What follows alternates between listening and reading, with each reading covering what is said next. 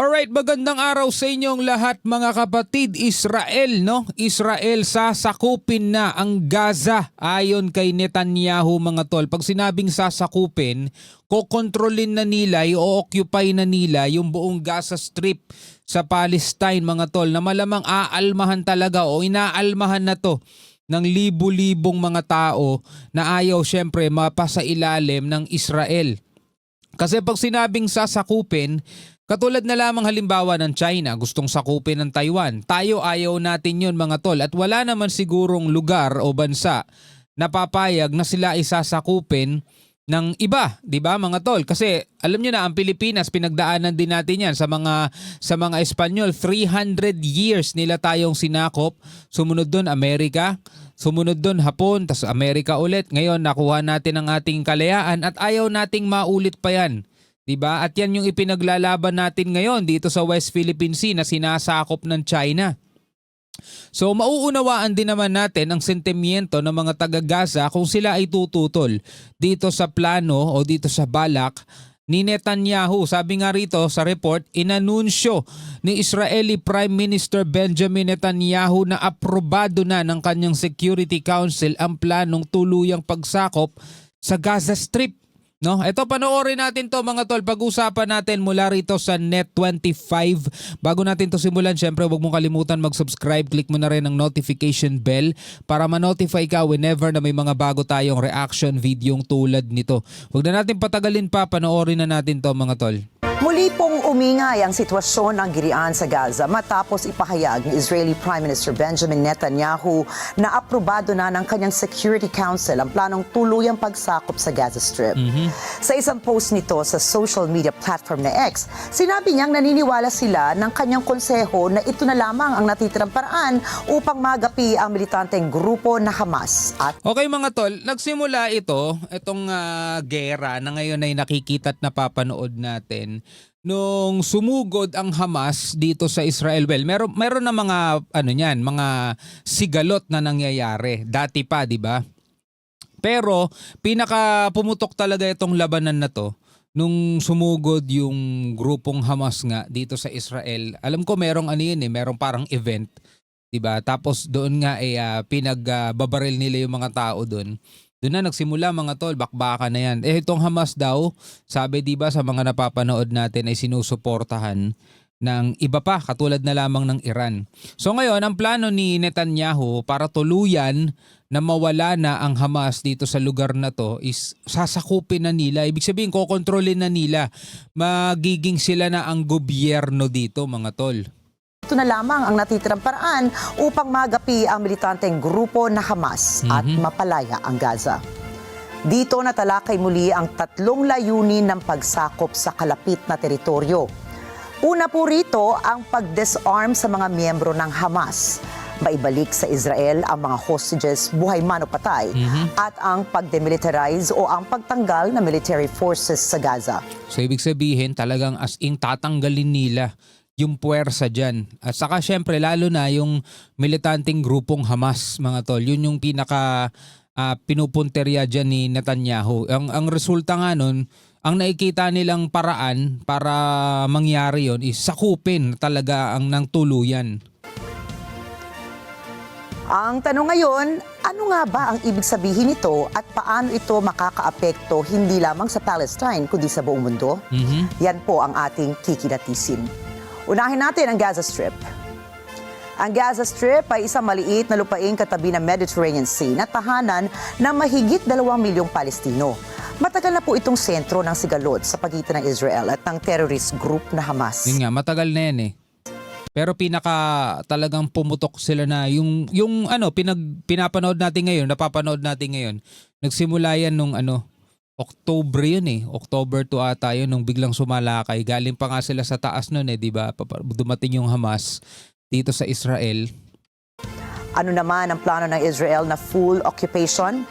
Sa usaping militar po, ang full occupation ay nangangahulugan ng pagkuha ng isang bansa ng direktang kontrol sa isang lugar mula sa gobyerno, militar, infrastruktura at hanggang sa paggalaw ng mga mamamayan nito. So, ibig sabihin talaga mag-all out war sila dyan. Talagang susugurin na nila yan mga tol. Sa ngayon, mayroon pa rin puwersa dyan eh.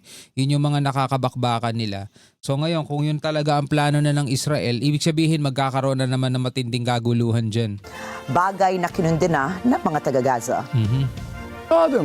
صادم مع انه احنا زي ما Shocking. قلت لك احنا في وقت Even though, as I told you, we're living under occupation from the air, the land, and the sea. احتلال من الجو ومن الارض ومن البحر لكن بالنسبه لنا احنا قلنا يعني But from our side, life had just started to move on. We had begun to settle a bit in our places. بدات الحياه تمشي بدات شوي نستقر في اماكننا لنا 5 6 شهور في خيام We've been living in tents for 5 months. Yes, there's suffering. Yes, there's death.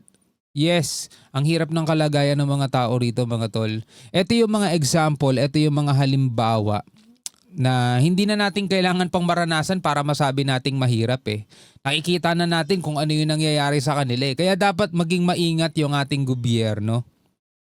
Kasi kapag nagkaroon ng sigalot, nagkaroon ng labanan, like for example, ito mga tol, kapag sinakop na ng China, etong Taiwan, di ba nga sabi ni President BBM, there is no way that the Philippines can stay out of it. So pag tayo napalaban, ako po, wag naman sana tayo matulad sa Ukraine o kaya matulad dito sa Gaza. ومعاناه في موت لكن برضه متشبثين في الحياه But we're still clinging to life. Clinging to متشبثين في life. الحياه احنا شعب يعني We're people, sabing ganun. I mean, what can I tell you? A people that just resilient for beyond any limits. شعب ايش اقول لك؟ شعب مسالم الاكبر لابعد الحدود اسرائيل Israel بتعيش في isn't حماس killing Hamas. Israel is killing civilians. Children, women, sabing ganun mga tol. Yun ang sabi nito sabi niya, yun daw ang pinupuntirya ng Israel, hindi daw ang Hamas. كتل في المدنيين في الاطفال في النساء So tutol sila, itong mga Palestine, tutol sila. Tayo, wala naman tayong kinalaman dyan mga tol Pinapanood lang natin kung anong nangyayari ngayon dun sa kanila. Tapos, tinitignan natin yung mga sitwasyon na tayo mismo ayaw natin maranasan. Ito ay higit pa sa isang military operation. Ito po kasi ay pagtanggal ng kapangyarihan sa mga taong naninirahan sa lugar na sinakop. Ano nga ba ang posibleng epekto nito sa Palestine? Sa pagsakop ng Israel na tumutugis sa mga Hamas, Grabe, durog na yung Palestine. No? malaki ang posibilidad na lalong titindi pa ang restrictions sa bawat kilos ng mga Palestinians na naiipit sa gera. At dahil dito, mas mahihirapan din na lumabas ng kanilang teritoryo ang mga residente ng Gaza. Sunod naman ay ang malaking epekto sa kabuhayan at supply. Maaaring lalo pang lumala ang kakulangan sa pagkain, sa tubig at maging sa gamot. Wawa, no? Sabayan pa ng halos araw-araw na strike sa mga distribution sites na lalong nagpapalala ng takot sa mga sibilyan. Posible ring tumaas ang tensyon sa girian at maging sanhi ng pagkalugmok ng mga sibilyan. Lalawak din po ang pinsala sa Gaza at maraming mga tao ang mawawalan ng kanilang mga tahanan. Siguro yung iba dyan, gusto na rin nilang lumisan, gusto na rin nilang lumikas. Kaso may mga bantay din kasi, kaya hindi rin sila makaalis basta-basta Yung iba wala rin naman din talagang kakayanan, di ba?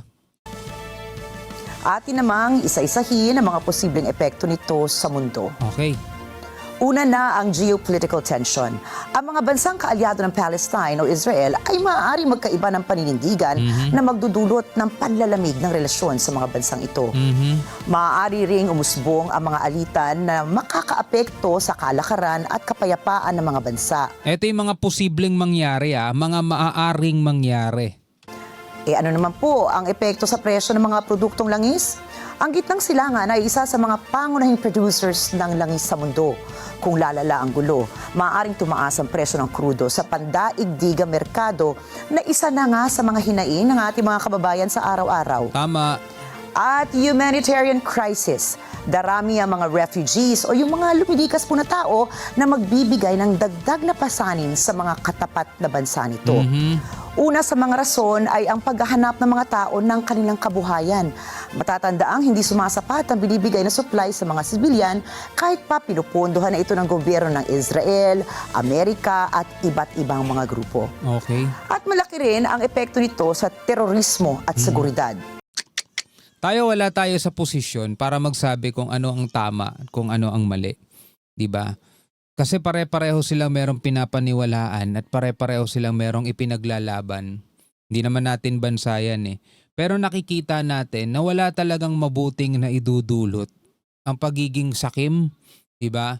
Ang pagiging ganid at saka yung pagiging makasarili. Pare-pareho lang ata ibig sabihin nun, sakim, ganid, makasarili, 'di ba?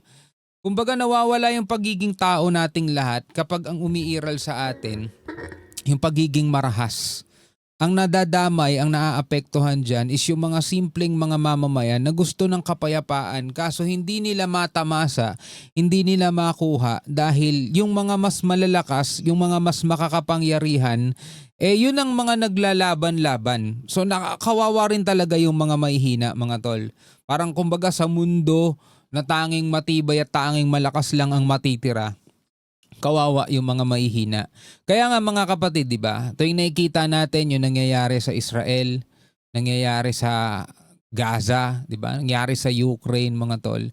Hindi mawala sa isip natin, what if isang araw, di ba, pumutok naman ang labanan sa pagitan ng China at saka ng Taiwan, which is, sabing ganun nga, di ba, imminent. Malapit na mangyari mga tol. Ang deadline nga ng China dyan is 2027. Kailangan mapasa kamay na nila. Alam naman natin ang Taiwan mismo ay papalag.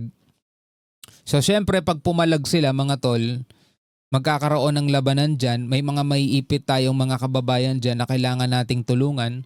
Syempre posibleng makialam ang Estados Unidos at iba pang mga kaalyado ng Taiwan. 'Di ba? Ang sabi ni President BBM, there's no way that the Philippines can stay out of it. Ibig sabihin talagang mahahatak tayo diyan, madadamay tayo. Lalo-lalo na merong mga military base ang Amerika dito sa Pilipinas na pwedeng puntiryahin ng China para sirain yung puwersa, yung mga missile system ng Amerika na nandirito na pwedeng gamitin nga ng Estados Unidos laban sa kanila. So alam nyo na, ibig ko sabihin pagdating doon. So yung mga nakikita natin ganyan, sira-sira, mga gusali, gutom, kahirapan, lahat yan mga tol, posibleng mangyari sa hinaharap, di ba? Kaya nga kung magagawa lang talaga nating pigilan, pigilan natin, pero kung mangyayari yan, etong mga example na nakikita natin ngayon mga tol, di ba nakakalungkot lang isipin? Ang patuloy na gulo ay maaaring magbigay ng daan sa paglakas ng mga extremist groups at sa ibang mga bahagi pa ng mundo. Oo, kasi kumbaga parang sobra na.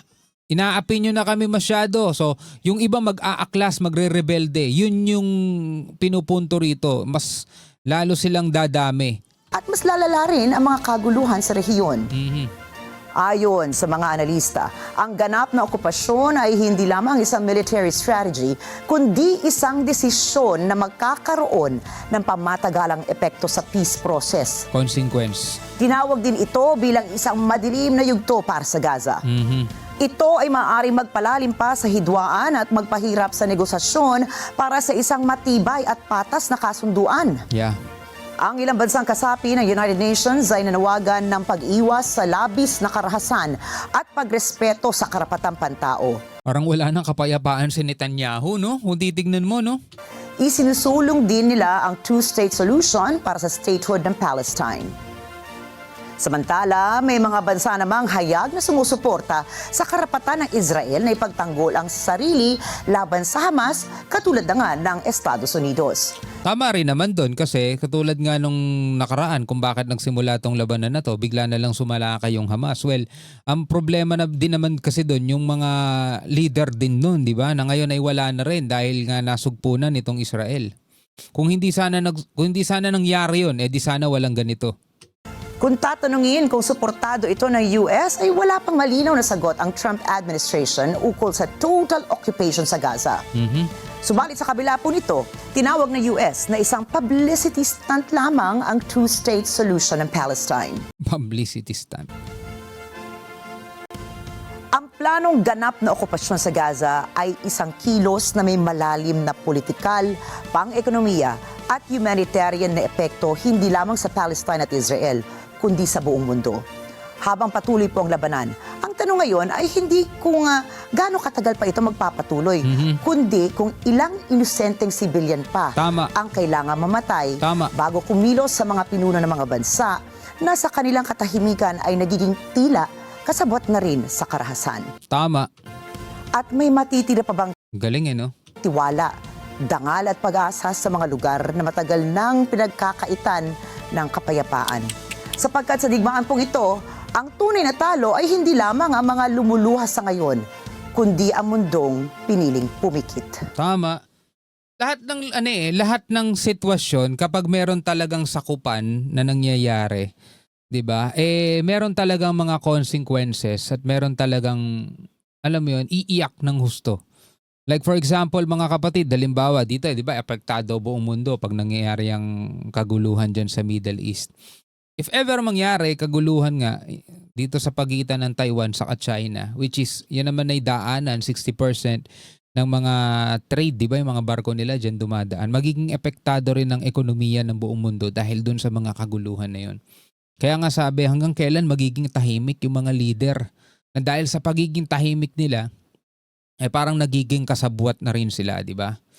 Ito si Elon Musk, naghahanap na ng ibang planeta, mga tol, 'di ba? Imbis na alagaan na lang natin itong daigdig natin, nag-iisa lang 'to. Kaya nga ang ginawa ng Panginoong Diyos, 'di ba, magkakalayo mga planeta para hindi na tayo mangapit bahay pa, hindi na tayo maghanap ng iba. Kasi laging ganun Kung meron kang malilipatan, kung meron kang option, walang kwenta sa ito kasi pwede mong palitan 'di ba? Ganun ang ano ng tao, mga tol Ganon ang likas sa mga tao. Hanggat pwede mong palitan, hindi mo ganon binibigyan ng halaga. Lagi nating iniisip, okay lang yan. Okay lang masira yan, pwedeng palitan yan. Pero pag alam mong nag-iisa lang yan, napaka-rare. Diba? Napakamahal ng presyo. Kumbaga, priceless pa nga Iingatan mo ng husto. Hindi ba nila nakikita? Priceless tong daigdig natin dahil di na natin mapapalitan to. Diba? Though, alam naman natin sa banal na kasulatan, hindi ito yung pinaka-permanenteng tahanan natin. Dahil merong bayang banal o langit na inilalaan ng Panginoong Diyos pagdating ng paghuhukom. Pero habang nandirito tayo, diba? Sana ingatan natin. Yun nga lang, ang nakatakda ay nakatakda. Anyway, ano ang inyong masasabi dyan? Comment na lamang kayo sa ibaba. Hanggang sa muli, ako nga pala si Shobaldi. Peace out.